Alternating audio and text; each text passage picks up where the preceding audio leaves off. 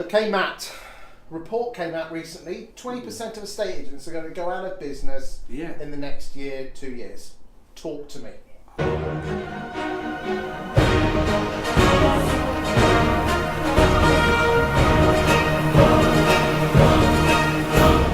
I can see that. I can see there's some really success. Yes, and I'll tell you why. There are a lot of businesses at the moment that have had reputations, they've done really well, but they haven't adapted. They haven't changed. They haven't got a new mission, a vision that's going to encapsulate the people to work in their business. And the first question I ask these companies that have gone in from, they're losing hundreds of thousands of profit, net profits, because they've got people on the front line blaming online, they've got people on the front line blaming a colleague, they've got people on the front line saying the other agent overvalued it. It's the same crap we've heard for years. Well, we've been in the agency 20 years. It's the same story. It's the same story, just a different colour. But exactly, but the bottom line is what agents aren't doing is they're not getting under the skin and helping these guys build their own belief.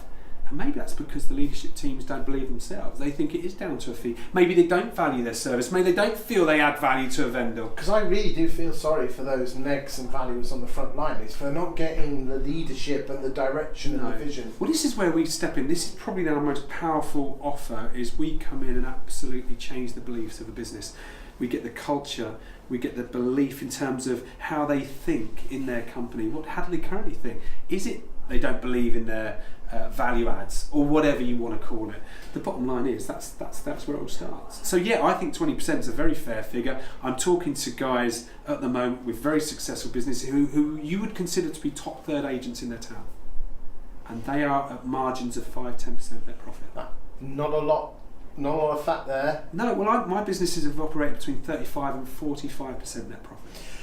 What would you say to any negs or valuers watching this who feel that their bosses could do with the vision? What could they do to help their bosses see the light?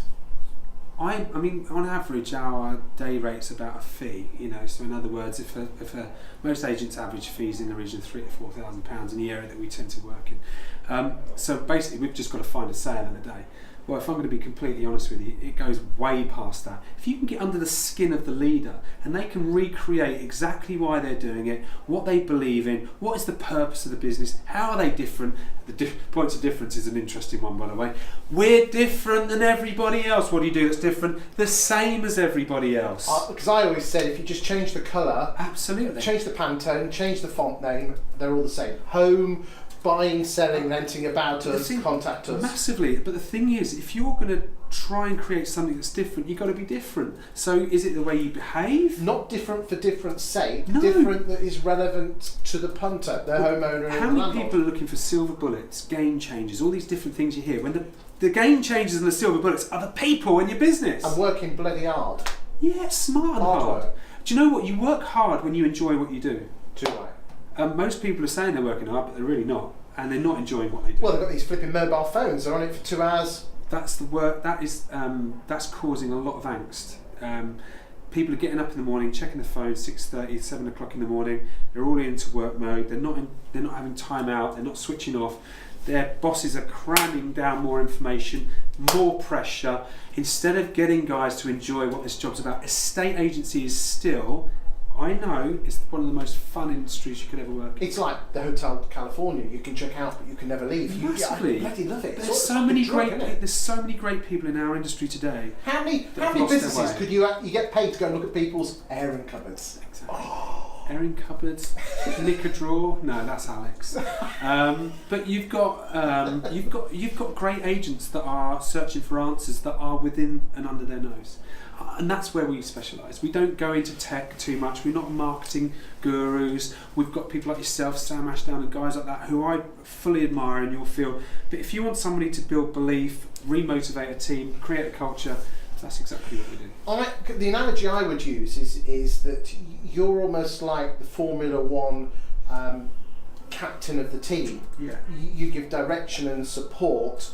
And then there's the likes of myself, who are like pour the petrol in. Definitely. Sam Ashdown's very good at marketing, and then obviously we've got the agency mentors with Stephen. He's very good with the one-to-one training. But I know you guys offer training as well. Yeah, I think I think the market's got some really, really great coaching in different fields, and every agent's probably got one or two areas, key areas, which they want to work on, and you need to get the experts in. Too right.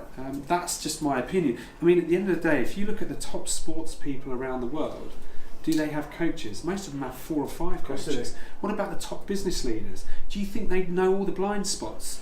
No. Well, you don't know what you don't know. Absolutely. And that's one of the most powerful statements. And this doesn't resonate because everyone thinks, the first question I ask when it comes to coaching is how much is it going to cost? Not how much am I going to achieve? You've got to see it as an investment.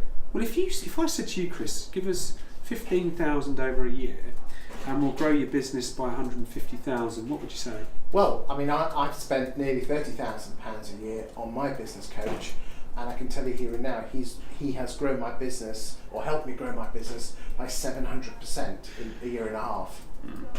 You mean? But that doesn't surprise me. And this is the thing. Why are people drowning? Why are people closing doors? Why are people letting people go? It's harder to say to someone on your front, a fee earner in your business, we can't have you here anymore, than getting somebody to come and coach you for the same amount of money so you can accelerate and then bring more people to the pie. It's just a bit of ignorance, I think, and in the nicest possible way. Our country hasn't adapted yet to the fact that you need people to help you work on your business, not in it. Good stuff. One final thought for people that are really on the breadline. Yeah, of course. And can't afford a coach. Any tips that you've got for them with either watching videos or talking to friends? Yeah, the 7 steps video would be really good. The reason why you're probably where you are at the moment is because you don't take action.